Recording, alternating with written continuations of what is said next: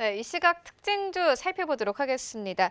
먼저 첫 번째 특징주는 깨끗한 나라입니다. 일단 현재 이 해외에서는 이 휴지 사재기 때문에 뭐 휴지가 모자른다 이런 뉴스가 계속 나오고 있는데 이와 함께 오늘 우리 시장에서는 관련된 종목들이 일제히 상승세를 나타내고 있습니다. 일단 한국에 좀 수출을 해달라 이런 요청이 본물 터지고 있다고 합니다. 어떻게 보십니까? 이제 시작인 거죠, 어찌 보면. 진단키트에 대한 수출 요청, 그 관련된 어찌 보면 한국이 이 코로나19에 대해 관련되는 모든 대응 방안을 유럽이든 미국이든 지금 따라가려고 합니다. 그러면 거기에 따라 필요한 물품들에 대한 수요 증가도 폭발적으로 늘어날 수밖에 없겠죠. 거기에 따른 수혜를 깨끗한 나라가 지금 받고 있다고 보는데 기술적으로 보게 되면 오늘 신고가를 경신했습니다. 신고가를 경신했으니까 주가가 밀릴 거야 라고 생각하는 게 아니라 본격적인 실적으로 이어질 수 있다는 점. 그래서 20%나 상승한 지금 시점이 결코 고가가 되지 않을 거예요. 깨끗한 나라 또한 마찬가지고 깨끗한 나라와 비슷한 뭐 마스크가 되든 또는 진단키트가 되든 손 세정제가 되든 그 모든 기업들은 생각보다 좋은 결과가 실적으로 2, 3분기에 나올 거라고 봐요. 주가 또한 시장이 회복되는 국면이 적어도 지금 있으니까 주가 또한 지금 수준보다 월등히 높은 수준에서 머무르지 않을까 그렇게 생각이 됩니다. 조정이 나오는 시점에 여러분들이 한 번 정도 매수해 보시고요. 깨끗한 나라 목표 가격은 대략 6,000원까지는 보고 대응하셔도 괜찮지 않을까 그렇게 생각이 됩니다. 네, 알겠습니다. 이어서 다음 특징주 만나보도록 하겠습니다. ESV인데요. 일단 불성실 공시법인 지정 예고에 현재 급락세를 나타내고 있는 상황입니다. 일단 이 종목 같은 경우에는 동전주입니다. 172원인데 현재 14% 넘게 급락을 하고 있고 시가총액도 굉장히 작은 종목입니다. 279억 원가량의 시가총액의 종목인데 사실상 이런 종목을 좀 보유하고 계신 분들은 지금 좀 머리가 아플 것 같아요. 어떻게 보십니까? 네, ESB 현재 뭐 보유하신 분들은 전체적인 뭐 차트 흐름만 보아도 아마 전체적으로 다 손실폭이 좀 어느 정도 크게 있으실 것 같습니다. 현재 뭐 아래 꼬리가 좀 달리면서 좀 다시 상승하는 모습, 지금 낙폭을 축소하는 모습을 보여주고 있는데요. 사실상 이제 일봉상 이제 장기 이평선 부근에서 이제 120평과 62평에서 어느 정도 지지를 받는 모습을 보여주고 있습니다.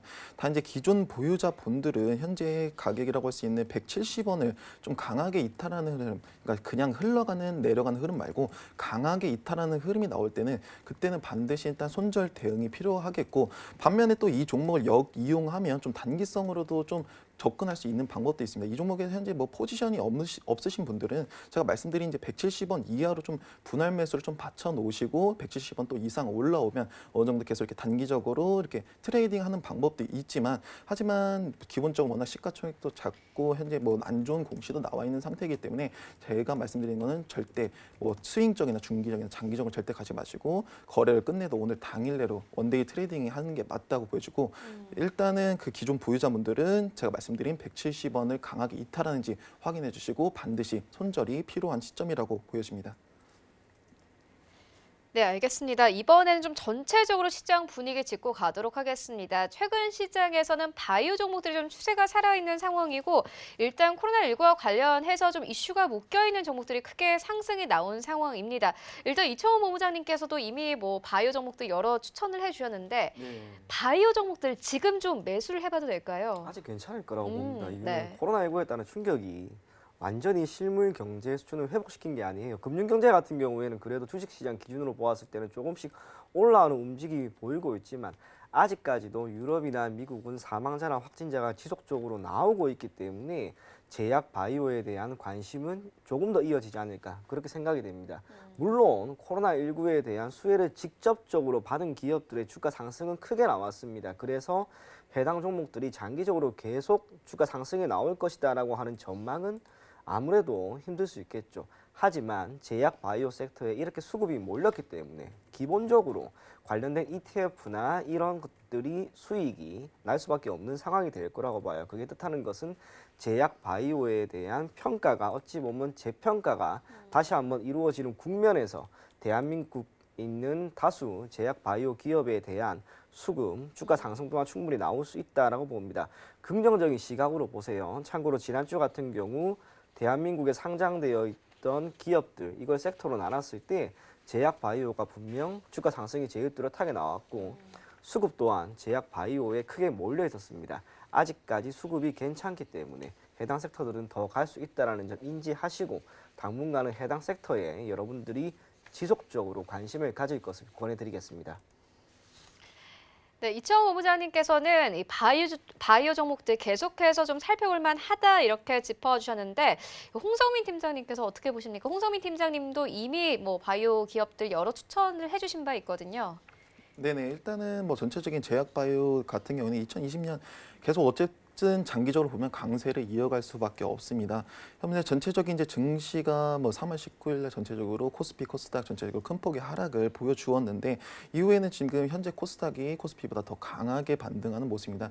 이에 관한 거는 제가 아까 앞서 말씀드린 대로 현재 전체적인 이제 제약 바이오에 대해서 뭐 진단 키트, 뭐 진단 시약 등 여러 가지 이제 최근에 또 혈장까지 연결이 되면서 그런 주가들이 올라와주면서 또 제약 바이오 투자 심리가 또 살아나고 또 그에 대해서 대형주까지 같이 상승하는 모습이 나와주니까 현재 제약 바이오 흐름이 또 또 코스닥 증시 그만큼 많이 회복된 모습인데, 근데 전체적인 뭐 제약 바이오 업종에 대해서 전체적인 투자를 하는 것보다 아무래도 이제 코로나19에 연관된 종목에 대해서 투자를 하는 게 저는 좋아 보이고 그 외적으로는 이제 한 번 더 이제 증시가 한 번 더 출렁일 수는 있습니다. 사실상 이제 현재 코스닥 증시가 일봉상으로는 이제 쌍봉 흐름을 만들어주고 있고 현재 구간에서는 이제 어느 정도 추가적인 증시에 대한 상승보다는 어쨌든 하락 가능성도 또한 있기 때문에 현재 구간에서는 어느 정도 차익 실현 그리고 테마성이 좀 더 강한 제약 바이오 종목으로 진입하시는 게 좋을 것 같습니다. 네, 알겠습니다. 이어서 뭐 시청자분들도 좀 궁금해하실 업종 짚고 가도록 하겠습니다. 바로 반도체 업종인데요. 사실상 우리 시장을 이끄는 업종이기도 합니다. 이청호 본부장님께서 어떻게 보십니까? 좀 반도체가 2분기부터는 조금 이 뭐 영업이익이 조금 악화할 것이다 이런 전망이 계속 나오고 있거든요. 어떻게 보십니까? 그래도 다행스럽게 삼성전자가 1분기 실적에 대한 우려는 잠식시킨 상황입니다. 그죠? 그렇기 때문에 2분기에 만약 실적이 좋지 않게 나온다면 그것이 과연 반도체 업종 자체의 침체를 의미한다라고 우리가 해석을 하기보다는 코로나19에 따른 소비가 크게 위축되었다라고 하는 그 점으로 우리가 해석을 하는 게 좋겠죠. 참고로 반도체 같은 경우 메모리 반도체입니다. 삼성전자와 SK 하이닉스를 기반으로 하고 있는 메모리 반도체 분야에서는 대한민국의 시장 점유율이 70%나 달합니다. 아직까지 이를 대체할 만한 시장 점유율을 가진 회사가 크지는 않죠. 그러한 상황에서 지난해 삼성전자가 메모리 반도체에 비해 상대적으로 규모가 2배 이상 큰 비메모리 반도체 분야에 대한 투자 또한 직접적으로 진행할 것이다라고 발표를 했단 말이에요. 그러다 보니까 네페스나 SFA 반도체 이런 기업들의 주가 상승이 뚜렷하게 나오고 있죠. 더군다나 지금 주가 수준으로 보면 SK 하이닉스나 삼성전자 같은 메모리 반도체를 대표하고 있는 기업의 주가는 아직까지 회복이 된 건 아닙니다. 당연히 시장 영향입니다. 하지만 네페스나 SFA 반도체 같은 경우에는 주가가 어느 정도 이미 다 회복이 되었어요. 그렇기 때문에 실적이 좋지 않게 나온다라고 하는 것은 그것은 반도체 업종이 좋지 않기 때문이다라고 해석하는 것이 아니라 일시적으로 코로나19에 따른 충격이 시장에 영향을 미치고 있다. 딱 거기까지만 생각하시면 좋을 것 같습니다. 시장이 회복되면 반도체 다시 갈 겁니다. 오히려 저가 매수 기회라고 생각을 하시고 반도체, 대한민국을 대표하는 업종인 만큼 계속적으로 관심 가져주실 것을 권해드리겠습니다. 네, 반도체 뭐 종목 같은 경우에는 지금이 오히려 저가 매수의 기회다 이렇게 언급을 해주셨는데 홍성민 팀장님께서는 어떻게 보십니까?